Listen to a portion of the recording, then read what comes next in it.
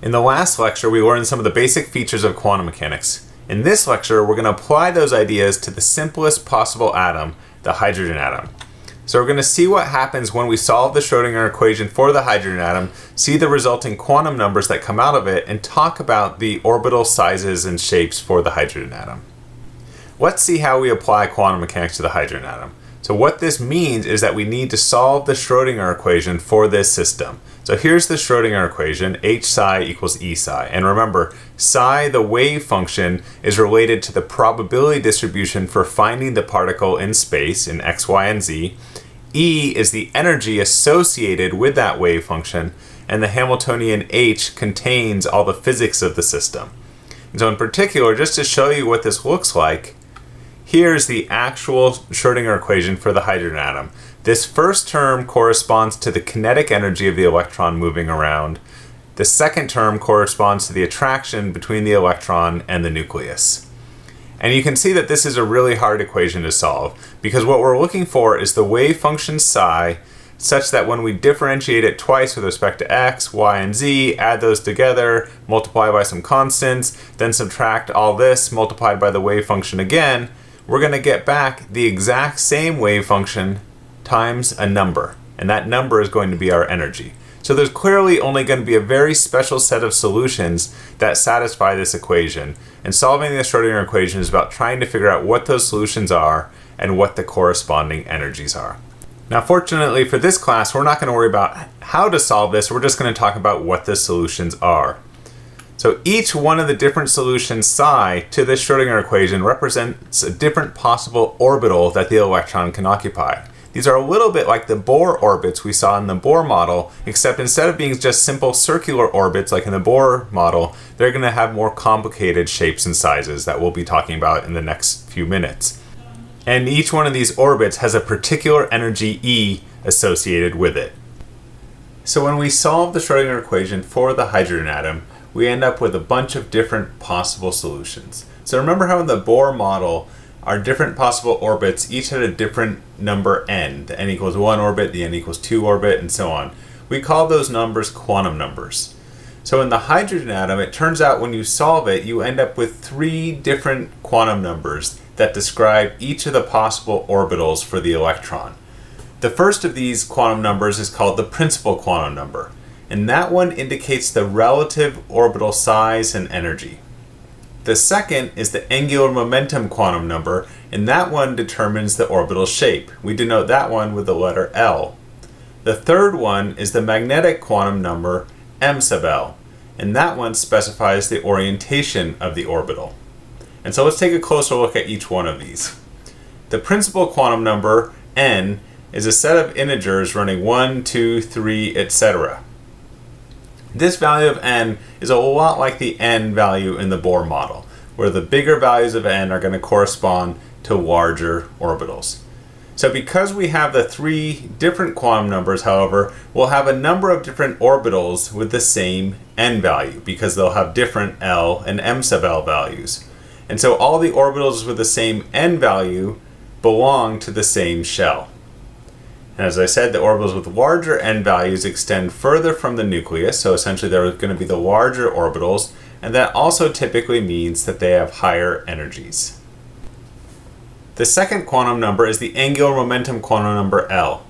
L is also an integer, and it runs from 0, 1, 2, etc., all the way up to one integer less than the value of n. So for example, if n is 3, the possible L values would be 0, 1, and 2. Orbitals with the same n and L are in the same subshell and have the same energy. If they have the same L but different values of n, they're going to have the same shape but different sizes, because L again is what determines the orbital shape. And then to make things a little more confusing, we tend not to talk about the L values in terms of their integer numbers, but rather letters that we've assigned to them. So we assign the L equals 0 quantum number to the letter S, the L equals 1 quantum number to the letter P, L equals 2 to D, L equals 3 to F, L equals 4 to G. Though really, for the periodic table, we typically are only talking about the first four, S, P, D, and F. The third quantum number is the magnetic quantum number, m sub L. M sub L also has integer values, but it runs from the negative of the current L value through 0 all the way up to the positive of the current L value. So for example, if L equals 2, the possible values of m sub L are -2, -1, 0, +1, and +2. So if L equals 2, there are 5 possible values of m sub L. In general, for a given value of L, there are 2 times L plus 1 possible orbitals, and again, these different m sub L values correspond to different possible orientations of the orbitals. So these are going to have the same general shape as other ones in the same L subshell, but they're going to be oriented differently. And so these two L plus 1 orbitals are what comprise a given subshell. Let's look at a table of possible atomic orbitals to make this all a little clearer. So we have the n running from 1, 2, 3, etc., L running from 0, 1, 2 all the way up to n minus 1, and m sub L running from -L up to positive L. And so we'll go ahead and look at the first 4 shells of atomic orbitals. So the simplest value of n would be n equals 1. If n equals 1, the only possible value of L I can have is 0, because it has to be 1 less than the value of n. And so L equals 0 for n equals 1, and from our table on the last slide, that corresponds to an s orbital. M sub L runs from -L to positive L, and so if L is 0, the only possible value of m sub L is 0.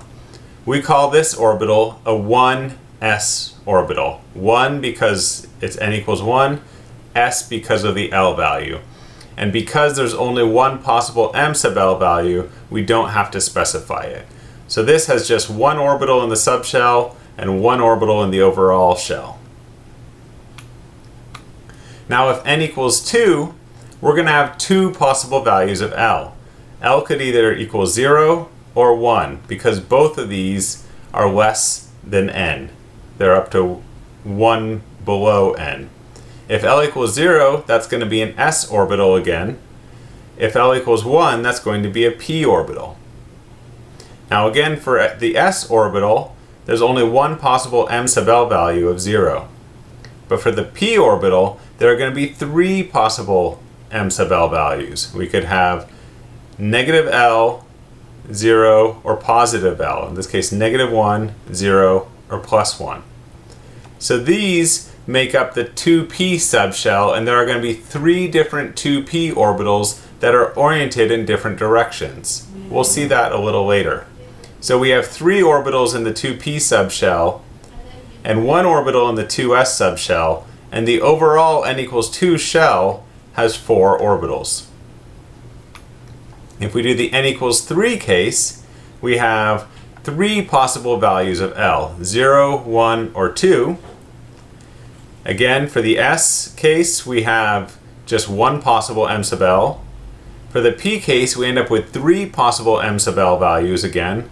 And for the D case, we end up with 5, -2, -1, 0, +1, and +2.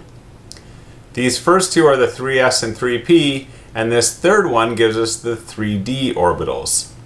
Now we can count up here and see that we have 1 s orbital, 3 p orbitals, and 5 d orbitals, for a total of 9 orbitals in the n equals 3 shell.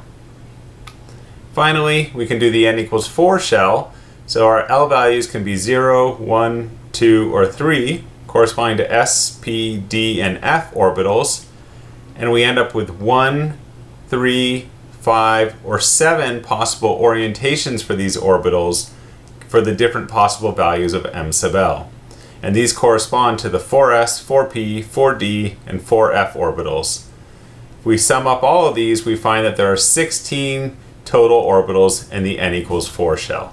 So you may notice that for a given value of n, we have n subshells and n squared orbitals total. Let's do some practice questions. And after each one, pause the video, try and attempt the solution, and then hit resume when you're ready to hear the answer. So first question, can a 2D orbital exist? Why or why not? The answer, no. A 2D orbital cannot exist because it would have n equals 2 from the 2 in front, and d corresponds to L equals 2. And the only allowed values of L are values that are up to n minus 1. So we can have, for n equals 2, we can have L equals 0 and L equals 1, but not L equals 2. So the 2D orbital does not exist. Next question. What type of orbital would it be if you had the quantum numbers n equals 4, L equals 1, m sub L equals 1?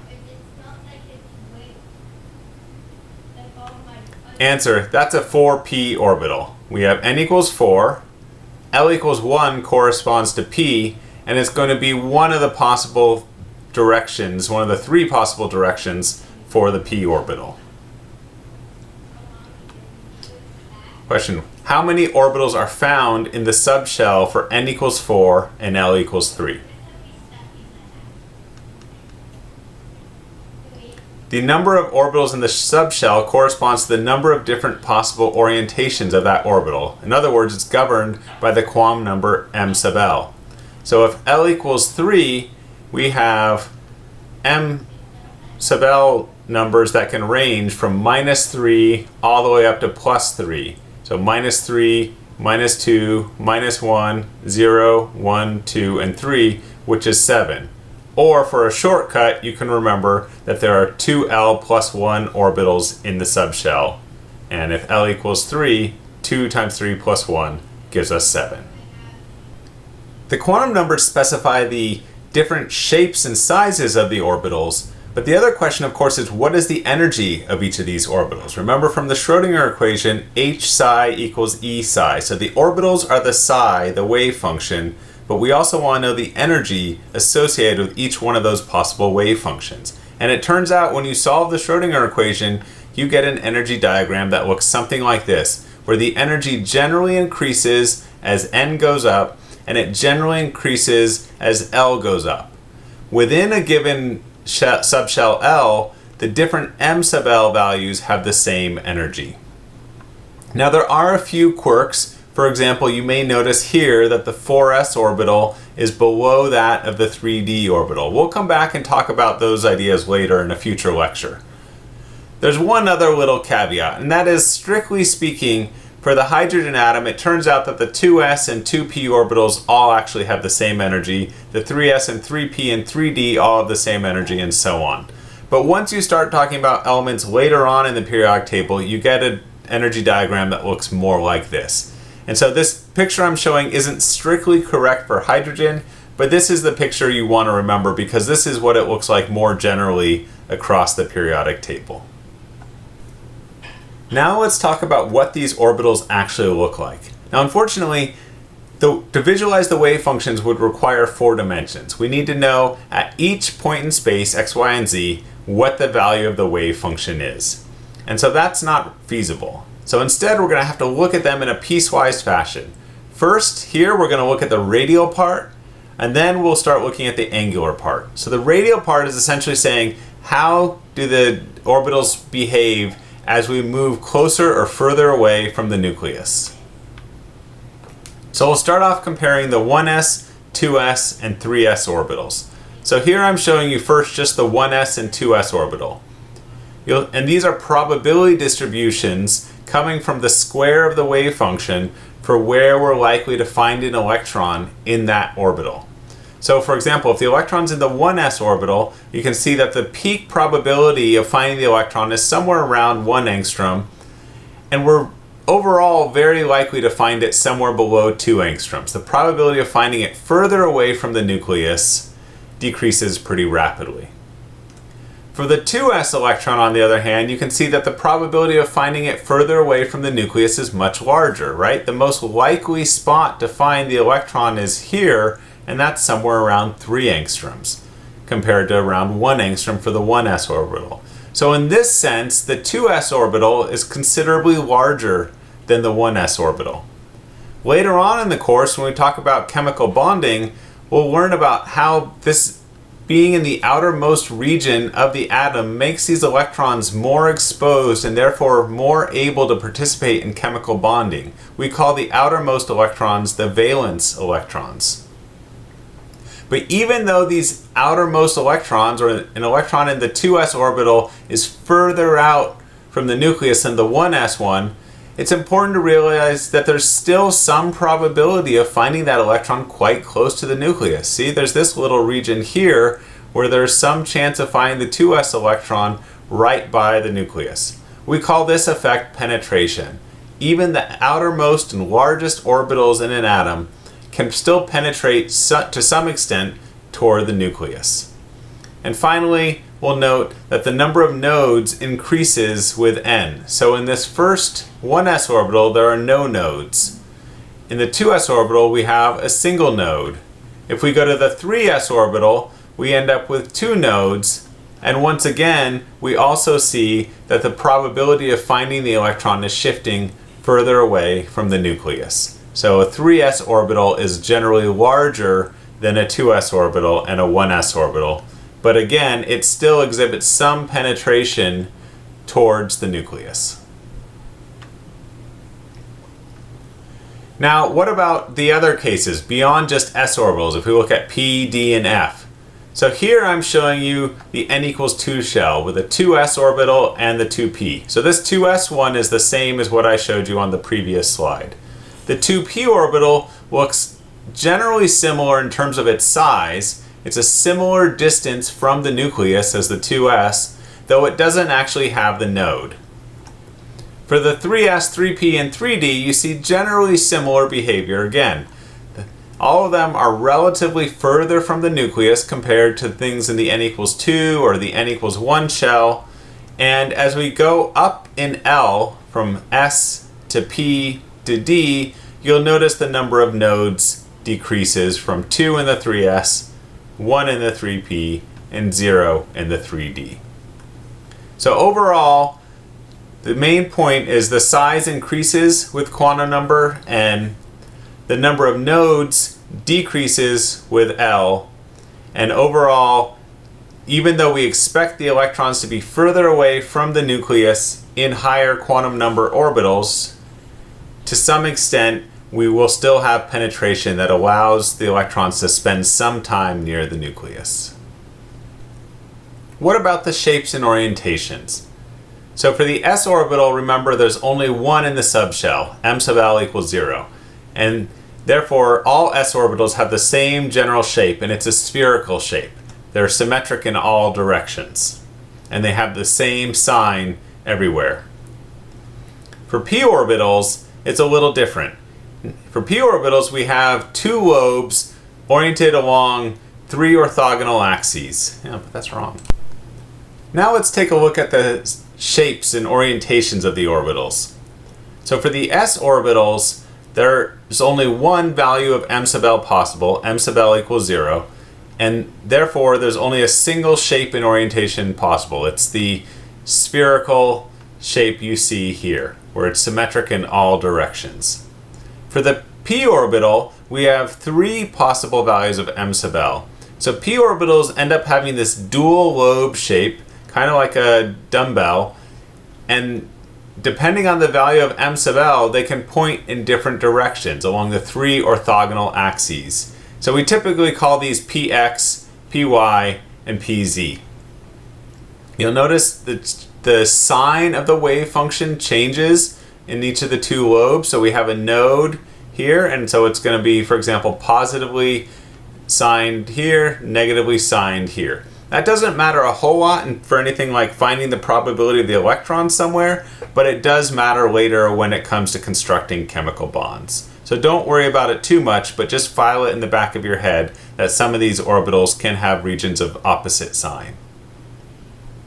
For the d orbitals, we have 5 of them.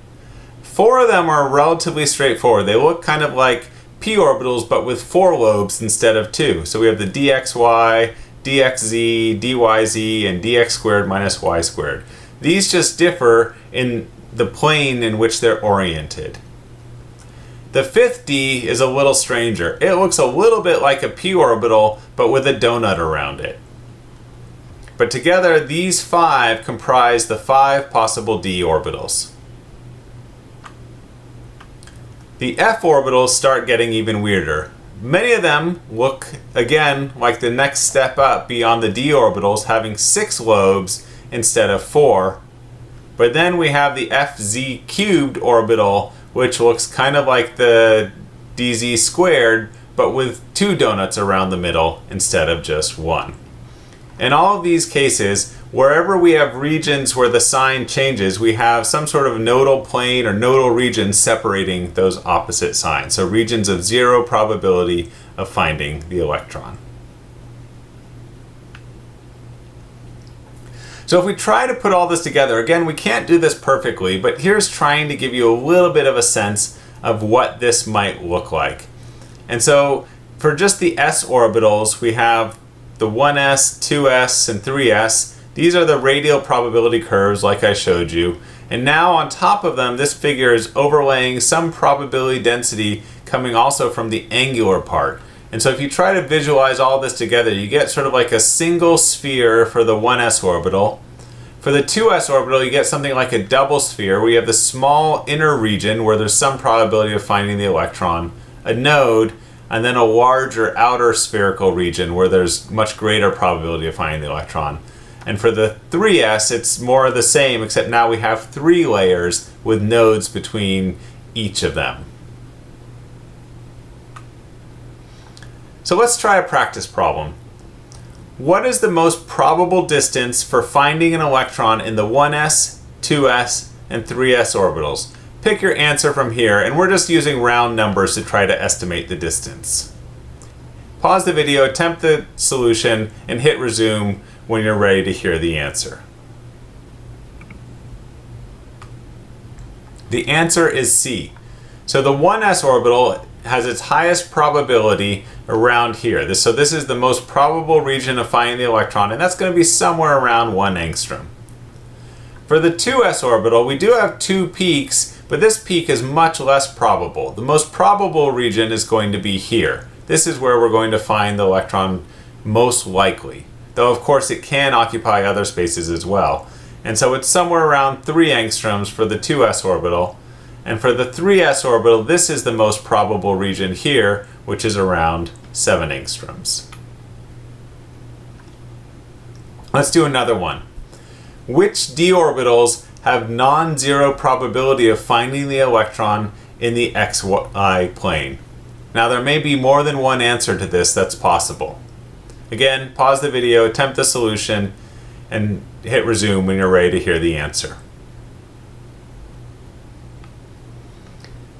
The answer is A, C, and E. The dxy, the dz squared, and the dx squared minus y squared all have non-zero density in the xy plane, right? So here is the xy plane, and you can see there is no node along the xy plane here, no node along the plane here, and no node along the plane here. In contrast, if you look at the dyz or dxz, you'll see that there is a nodal plane in the xy plane. So there's no probability of finding the electron in the xy plane in either of these 2 orbitals, but there is in the other 3. All right, to summarize, we've talked again about how the atomic and eventually we'll talk about molecular structure is governed by quantum mechanics and can be modeled by solving the Schrodinger equation. And we've focused on how we can solve the hydrogen atom with the Schrodinger equation and then get these atomic orbitals that represent the different possible wave functions or the different possible states for the electron. Those solutions, those different possible orbitals, are specified by 3 quantum numbers, n, l, and m sub l. And we talked about the rules that govern the relationships among n, l, and m sub l. We then discussed the sizes, which are primarily dependent on n, and also the shapes, which primarily depend on l and m sub l. And then we said that generally the energies increase with n and also to some extent l, whereas m sub l does not play a significant role in determining the energies of the orbitals.